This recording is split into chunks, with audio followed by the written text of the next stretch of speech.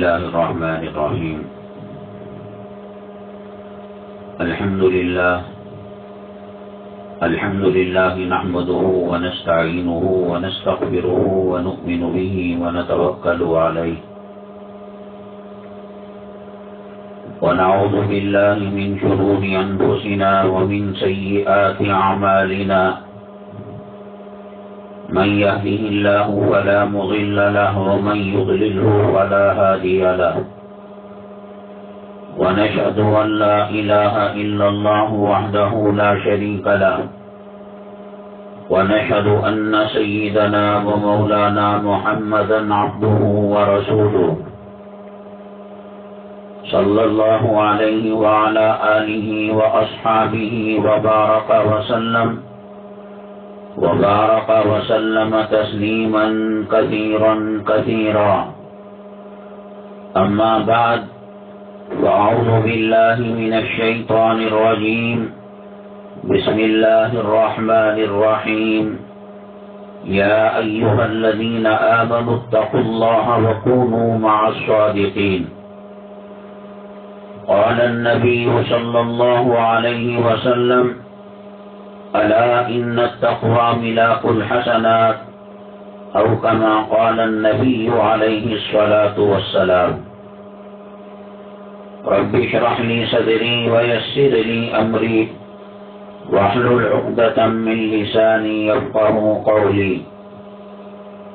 اللهم صل على سيدنا مولانا محمد في أول كلامنا. اللهم صل على سيدنا مولانا محمد في أوسط كلامنا.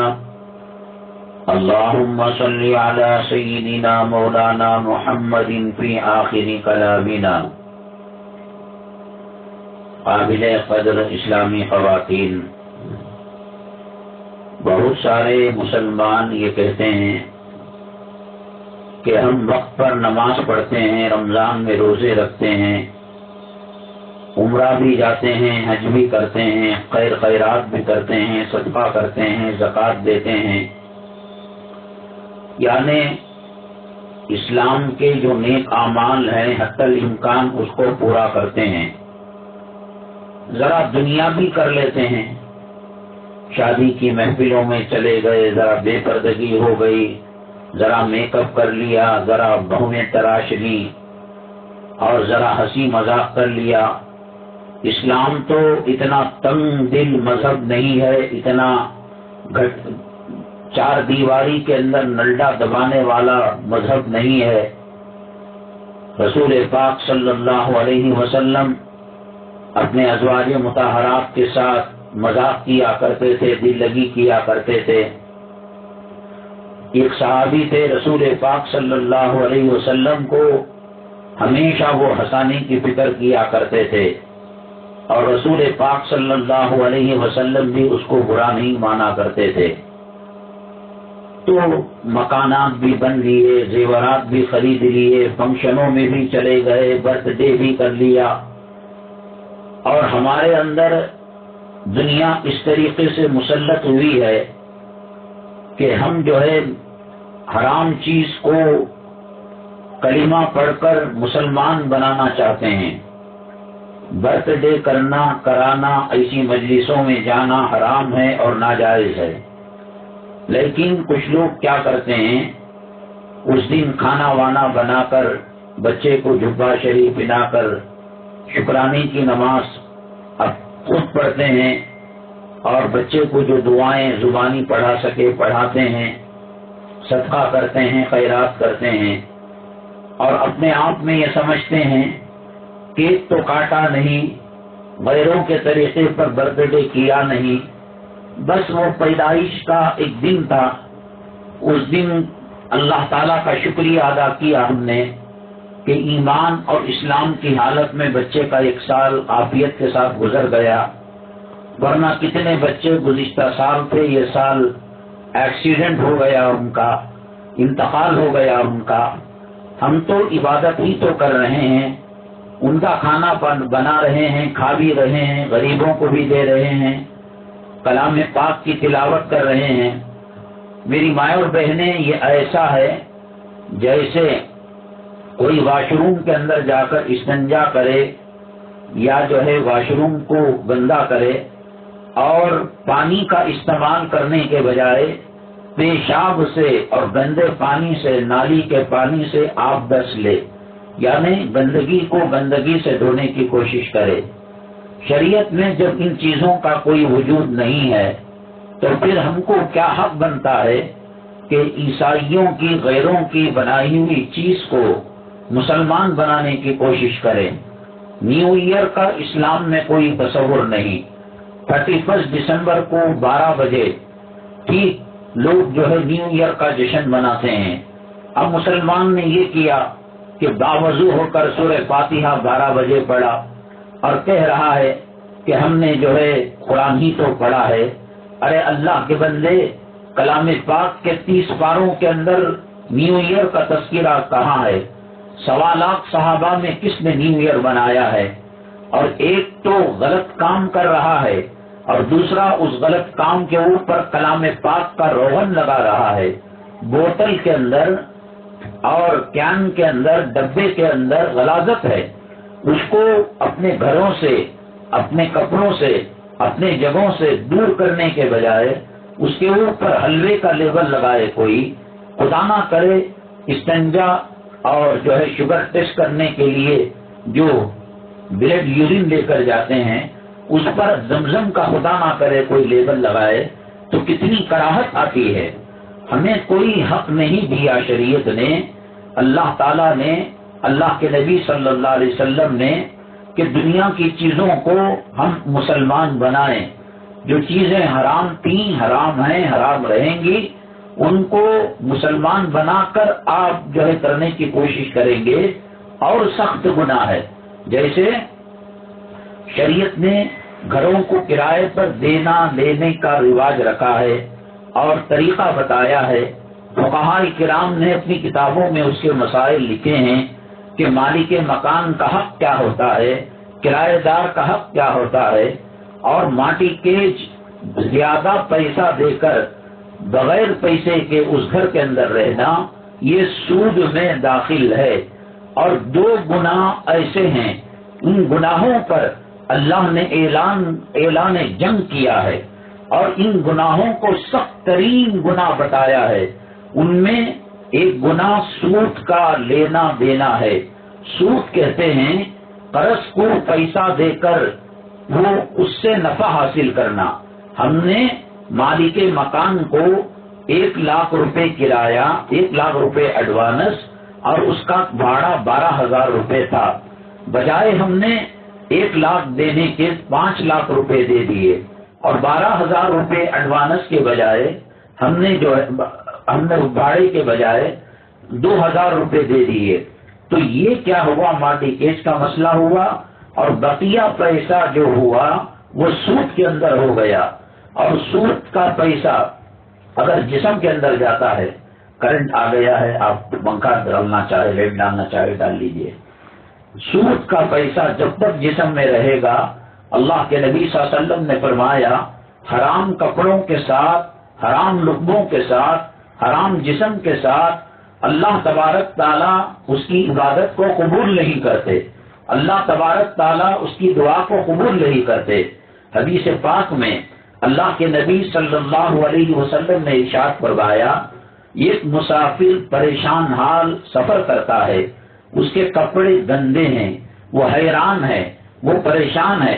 مسافر کو وہ سہولتیں، وہ ہوائی جہاز کے اندر جائے، وہ اے سی جو ہے کار کے اندر جائے، وہ 10 کروڑ کی سواری کے اندر بیٹھ کر جائے، سفر رہتا ہے۔ اسی لیے 70 پر 60 پھر آدھا کلومیٹر 48 میل پر نماز قصر ہو جاتی ہے، اس لیے کہ سفر میں مشقتیں ہوتی ہیں۔ سفر کے اندر گھر کا آرام نہیں ملتا، سفر کے اندر گھر کی غذا نہیں ملتی، سفر کے اندر گھر کا سکون نہیں ملتا۔ آدمی گھوڑے پر بیٹھ کر جائے، گدھے پر بیٹھ کر جائے، خچر پر بیٹھ کر جائے، پیدل جائے یا 100 کروڑ کی گاڑی میں بیٹھ کر جائے، سفر رہتا ہے۔ تو خچر پر، گدھے پر بیٹھ کر جانے والا بھی 48 میل کے بعد 77.5 کلومیٹر 70 پر 7 پھر آدھا کلومیٹر پر وہ مسافر ہو جاتا ہے. وہ ظہر عصر عشاء بجائے 4 رکعت کے 2 رکعت نماز پڑھے گا. اب وہ چونکہ اللہ تبارک تعالیٰ کو انسان کی اضطرابی کیفیت، انسان کی مجبوری کی کیفیت، انسان کو اللہ تبارک تعالیٰ چوٹ کیوں لگاتے ہیں؟ بچہ اچھا خاصا جھولی میں کھیلتا رہتا ہے، وہ دادا آتا ہے، نانا آتا ہے، اس کے ابو آتے ہیں، اس کی خالہ آتی ہے، اس کی امی آتی ہے، اس کو چٹکی لیتے ہیں، اسے نوچتے ہیں.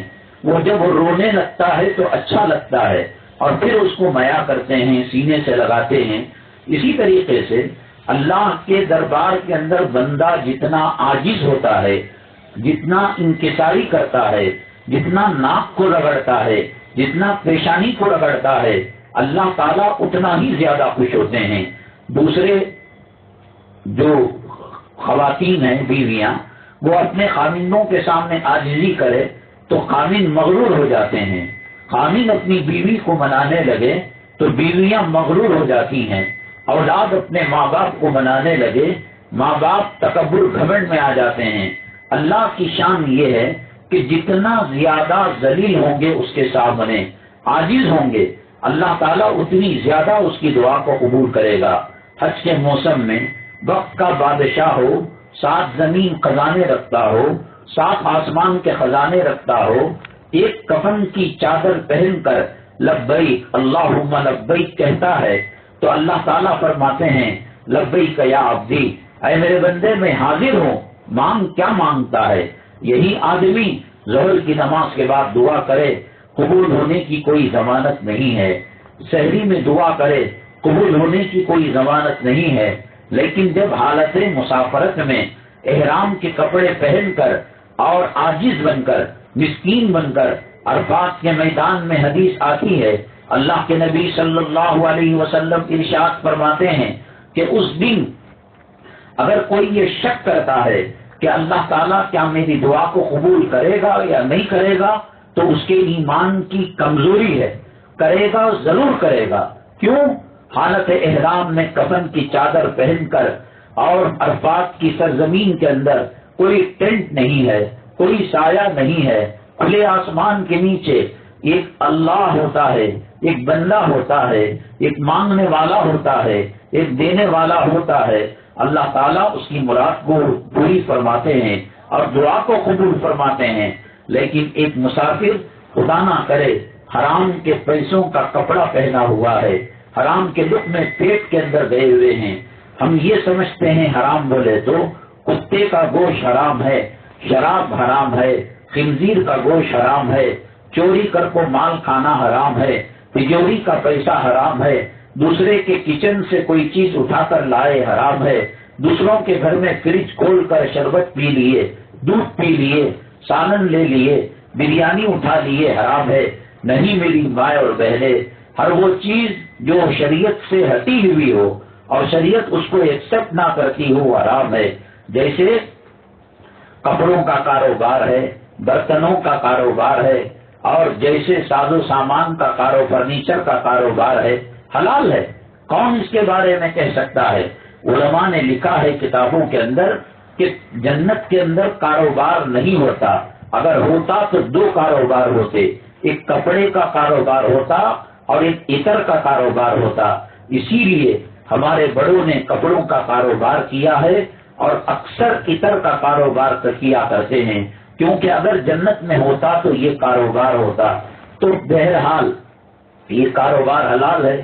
جمعہ کا وقت جب شروع ہوتا ہے، اب آج کل 12:31 پر جمعہ کا وقت شروع ہوتا ہے، تو جیسے ہی مرد مومن، مرد مسلمان جمعہ کے وقت میں داخل ہوتا ہے، 12:22 کے اندر وہ انٹر ہوتا ہے، تو وہ جو چپل کا کاروبار ہے، کپڑے کا کاروبار ہے، جو اب تک حلال تھا، جب تک وہ جمعہ کی نماز نہیں پڑھتا اور نماز اپنے ذمے سے اتار نہیں لیتا، اس وقت تک وہ چیز حرام ہو جاتی ہے. حالانکہ کپڑا کا بیپار، عطر کا بیپار جنتی بیپار ہے، لیکن اس وقت بیپار کرنا حرام کا بیپار ہے اور اس کی کمائی حرام ہو جاتی ہے اور اس سے وہی نقصان ہوتا ہے جیسے چوری کے مال سے نقصان ہوتا ہے، جیسے ڈاکے کے مال سے نقصان ہوتا ہے، اور اس کا نتیجہ یہ ہوتا ہے اللہ عبادت کو قبول نہیں کرتے، اللہ دعاؤں کو قبول نہیں کرتے۔ پردیسی کی حالت میں اور اضطرابی کیفیت کے اندر، اور حرام کا لقمہ پیٹ کے اندر ہے، کپڑوں کے اندر حرام کی آمیزش ہے، اللہ کے نبی صلی اللہ علیہ وسلم نے فرمایا فَأَنَّا يُسْتَجَابُ لَهُ، کہاں اللہ اس کی دعا قبول کرے گا؟ مَلْبَسُهُ حرام، مطعمُهُ حرام، اس کا پہننا حرام ہے، اس کا کھانا حرام ہے۔ آج لوگ کہتے ہیں ہم نے کتنی اللہ سے دعا کی، اے اللہ ہمارے ماں کے کینسر کو دور کر دے، باپ کی بیماری کو دور کر دے۔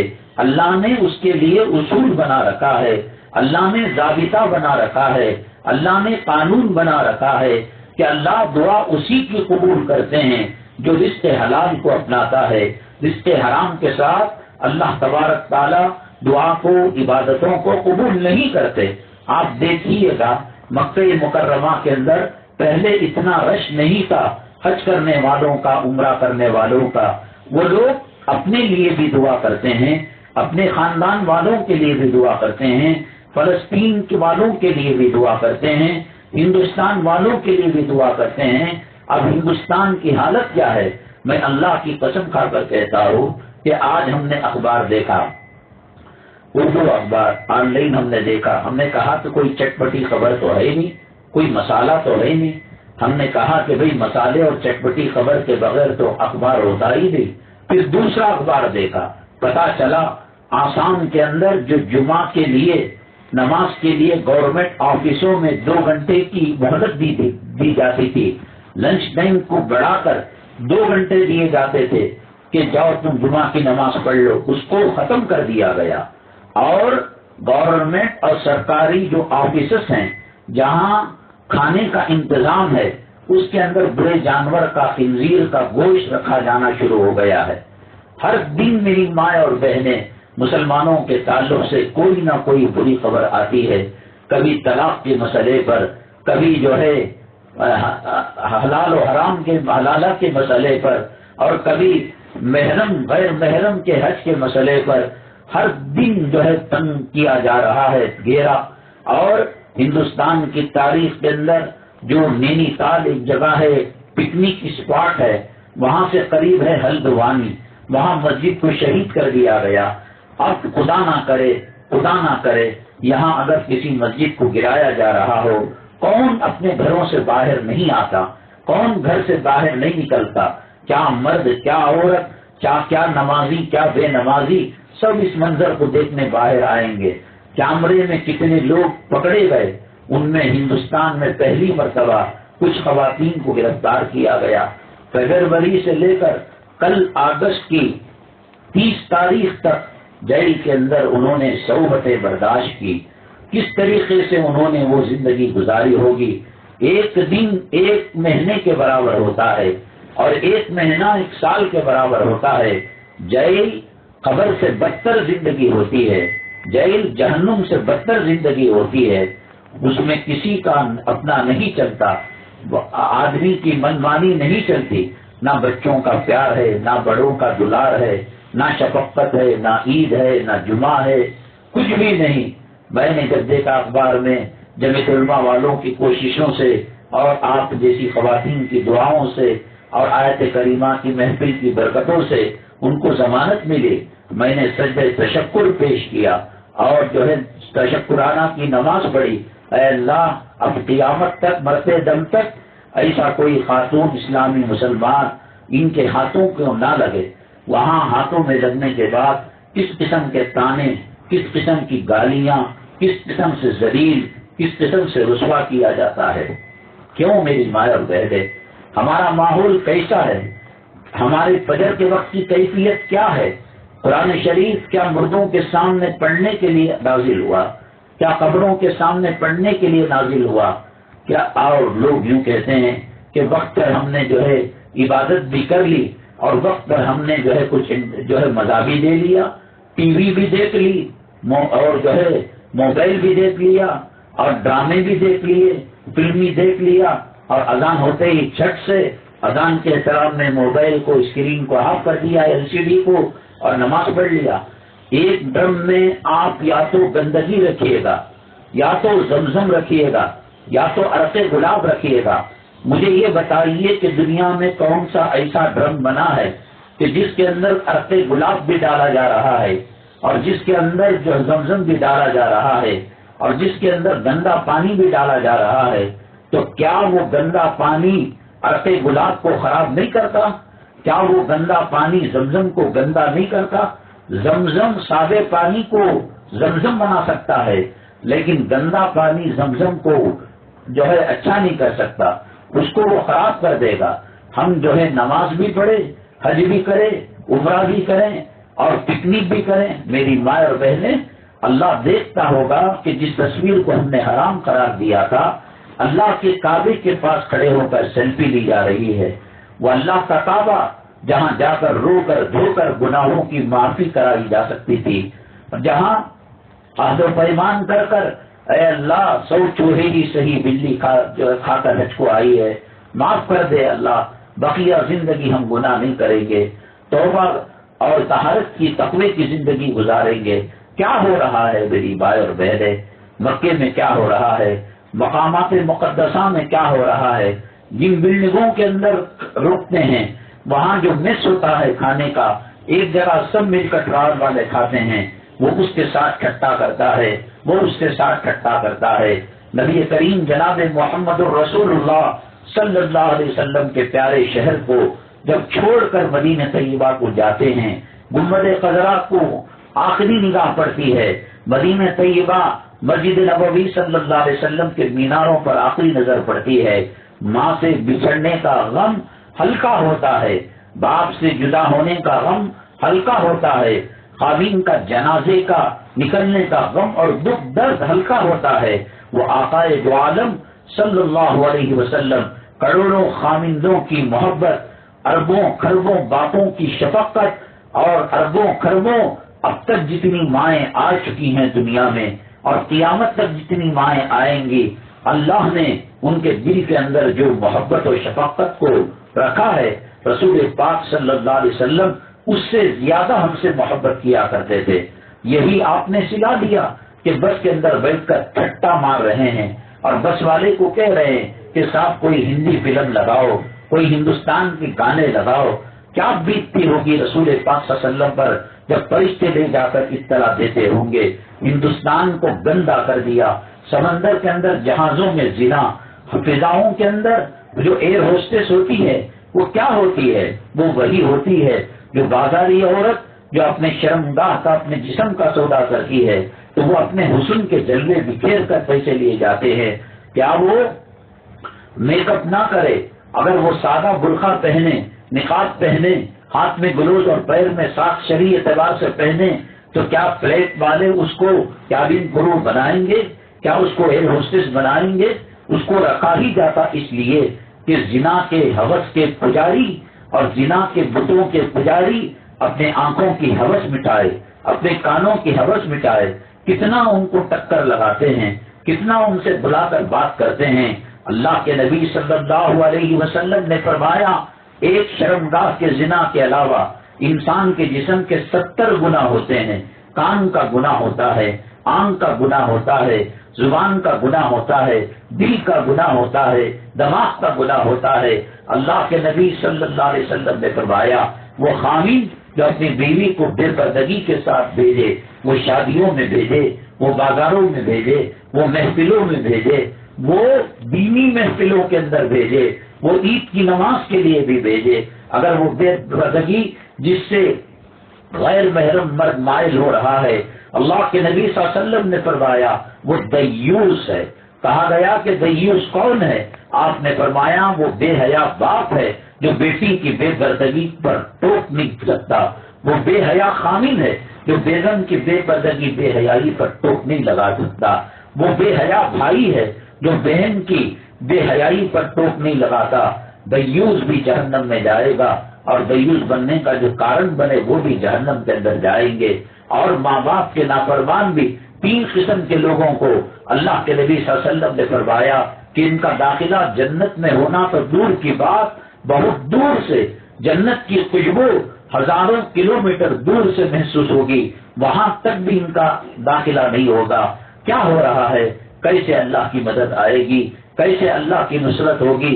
ہمارے کھانوں کے اندر خنزیر کا گوشت کیوں نہیں کھوایا جائے گا؟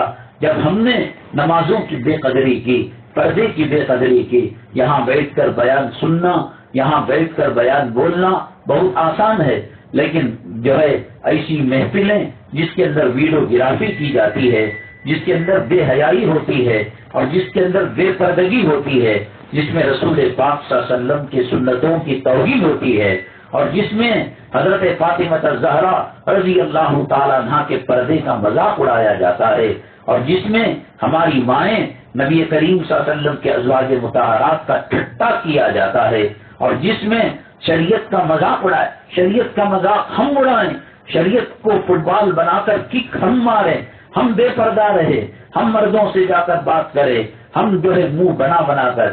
میں نے بتایا تھا پچھلے ہفتے رسول پاک صلی اللہ علیہ وسلم کی ازواج مطہرات کائنات کے اندر ایسی پاک بیویاں، ایسی پاک عورتیں نہ بنی ہیں نہ قیامت تک بن سکتی ہیں۔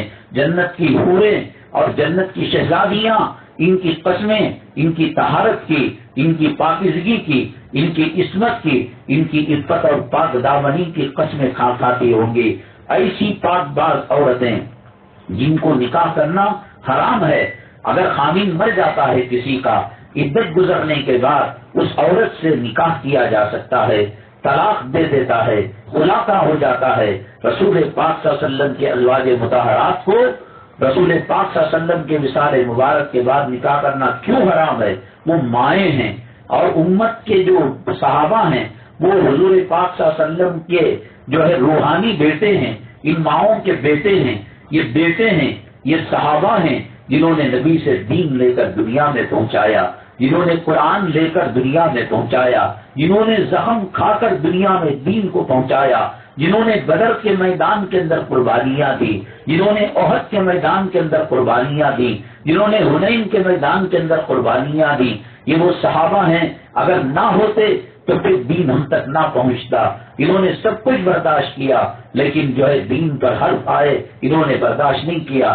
ایسے صحابہ کے بارے میں اللہ نے ان ماؤں کو کہا جن کے ساتھ نکاح حرام ہے، فَلَا تَخْضَعْنَ بِالْقَوْلِ، اے نبی کی عورتوں، جب کوئی صحابی تمہارے در پر آئے بات کرنے کے لیے، آقا سے سوال کرنے کے لیے، کوئی مسئلہ پوچھنے کے لیے، آقا در پر نہ ہو تو بات کو مرٹ بنا کر پیش کرو۔ فَلَا تَخْضَعْنَ بِالْقَوْلِ، نسوانی اور لیڈیز آواز سے، باریک آواز سے تم بات مت کرو۔ نبی کی وہ عورت جو امت مسلمہ کی مائیں ہیں اور امت کے مردوں کی مائیں ہیں، جن کو نکاح کرنا حرام ہے اور جن کی گواہی اور عصمت اور عفت و پاک دامنی کی اللہ عرش الہی سے دے رہا ہے۔ اللہ تعالیٰ ان کو کہہ رہا ہے، ان کی عصمت اور عفت پاک دامنی کی شہادت اللہ دے رہا ہے، ان کو کہہ رہا ہے، تو پھر شکرانے کی محفل میں، ناچ گانے کی محفل میں، ویڈیو کی محفل میں خدا کا ڈر تم نے بیچ رکھا ہے، خدا کو تم نے 2 ٹکے کا برا سمجھ رکھا ہے، خدا کو تم نے پولیس سے کم تر حقیقت والا سمجھ رکھا ہے۔ اللہ کے نبی صلی اللہ علیہ وسلم نے فرمایا کہ قیامت کے دن کفر و شرک کے بعد سب سے بدترین گناہ تصویر کا پکڑنا ہے۔ پوترے کی تصویر ڈسپلے میں، نمازی کی تصویر ڈسپلے میں۔ ارے خدا کا خوف ہے یا نہیں؟ ایک مرے ہوئے مچھر کو پیدا نہیں کر سکتے، ایک مری ہوئی مکھی کو پیدا نہیں کر سکتے۔ ہمارے پاس حیثیت کیا ہے؟ ہمارے سر کا بال اگر سفید ہو رہا ہو اس کو سیاہ نہیں کر سکتے، کالا نہیں کر سکتے۔ ہماری جو ہے جوانی بڑھاپے کی طرف جا رہی ہو تو ہم اس کو ایک قدم پیچھے نہیں کر سکتے۔ قیامت کا دن ہوگا، اللہ کا دربار لگا ہوا ہوگا۔ یہ کتنے دن کی زندگی ہے؟ یہاں سے نئی بلاک کا فاصلہ بہت لمبا فاصلہ نہیں ہے۔ مڑ کر دیکھتا ہوں، کبھی جھانک کر دیکھتا ہوں، ایسا لگتا ہے اللہ نے سچ فرمایا کہ یہ دنیا دھوکے کا گھر ہے، یہ زندگی دھوکا ہے، یہ برج خلیفہ دھوکا ہے، یہ لال قلعہ دھوکا ہے، یہ تاج محل دھوکا ہے۔ بلڈنگیں بنتی ہیں، حسرت سے میں دیکھتا ہوں کیا اس سے جنازے نہیں نکلیں گے۔ تجوریوں کے اندر مال رکھا جاتا ہے، بینکوں کے اندر بینک بیلنس رکھا جاتا ہے، بھلا ہو یوٹیوب کا امریکہ کے اندر کئی مسلمان آج سے 30-40 سال پہلے گئے، کروڑوں جو ہے ڈالروں کے مالک بنے، 1 کروڑ زمین اور ایسا محل انہوں نے بنایا کہ شداد اپنی جنت کو اس کے سامنے چھپا لیتا، لیکن جنازہ تو نکلنا ہے، پیشاب تو ان کو بھی آتا ہے، پاخانہ ان کو بھی آتا ہے، جسم کے اندر گندا خون ان کے بھی دوڑ رہا ہے۔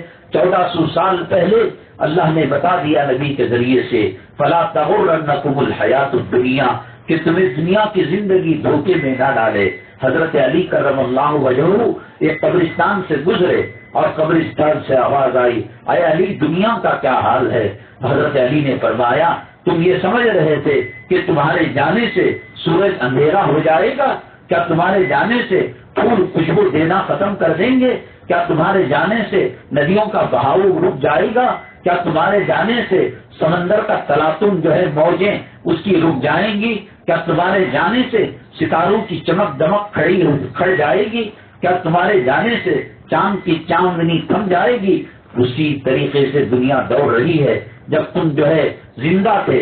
ہاں اتنا ہے کہ تمہارے رہتے ہوئے جو بیویاں تمہاری وفاداری کے گیت گایا کرتی تھی، جن کے لیے تم نے حلال و حرام کی تمیز نہیں کی، گھر بننے کے بعد تم نے بیگم محل نام رکھا، تم نے تاج محل نام رکھا، اس لیے کہ بیوی سے بہت زیادہ محبت کیا کرتے تھے۔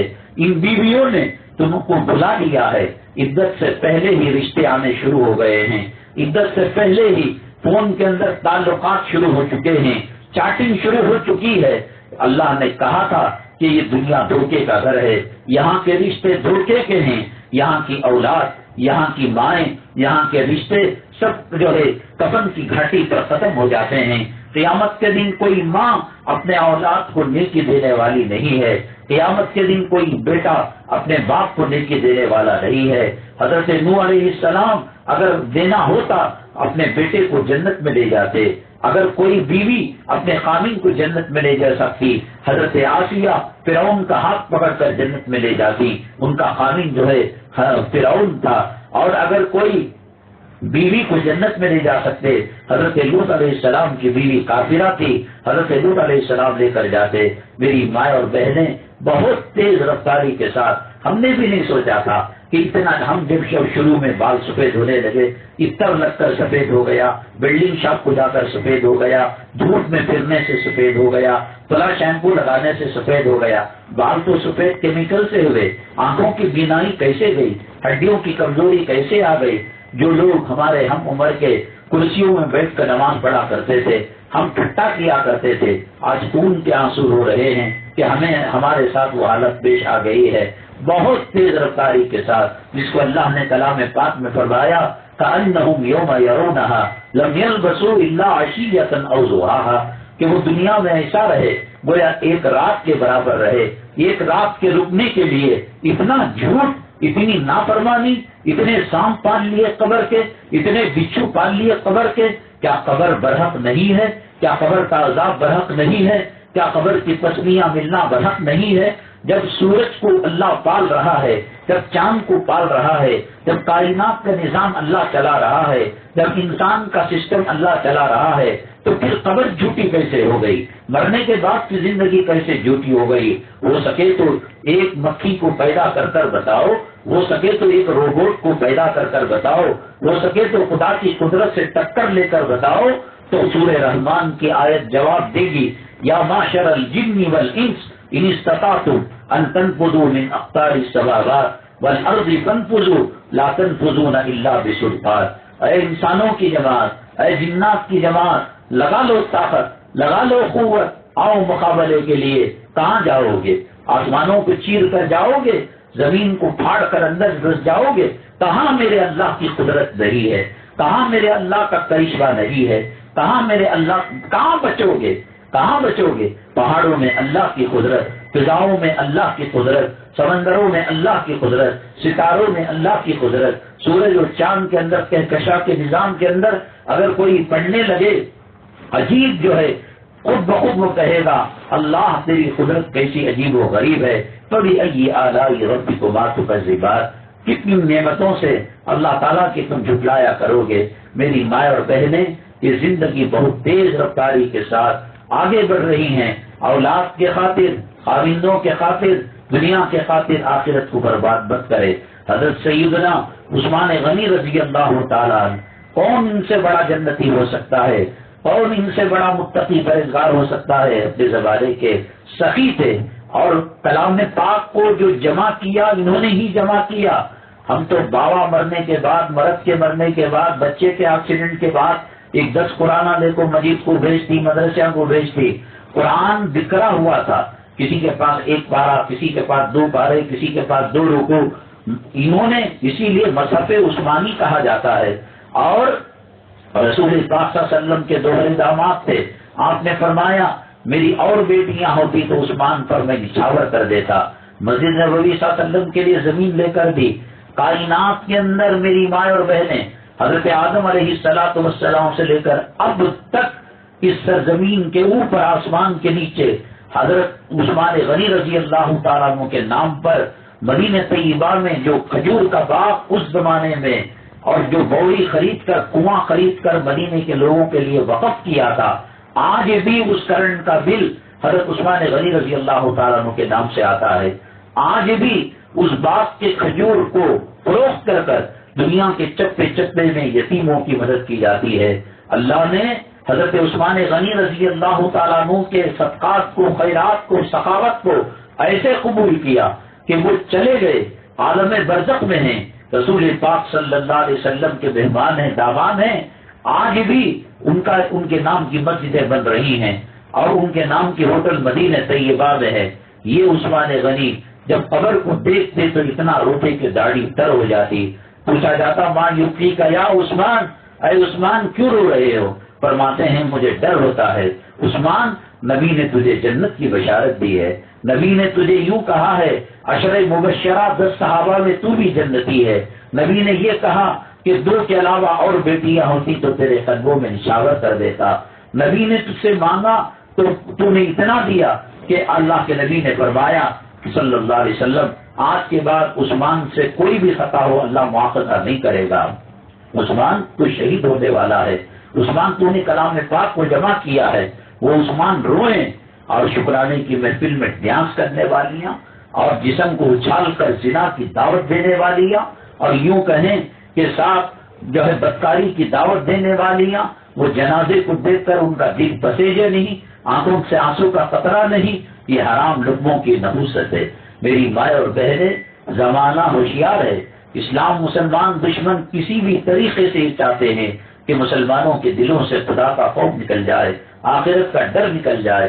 ماحول ایسا کریٹ کرتے ہیں، آپ بڑے بڑے مال میں چلے جائیں، کروڑا مال، فلاں مال، فلاں مال، وہاں دھیمی دھیمی موسیقی آ رہی ہوتی ہے، وہاں پر جو ہے ہوا، وہاں پر جو ہے خوشبو بکھیری جاتی ہے۔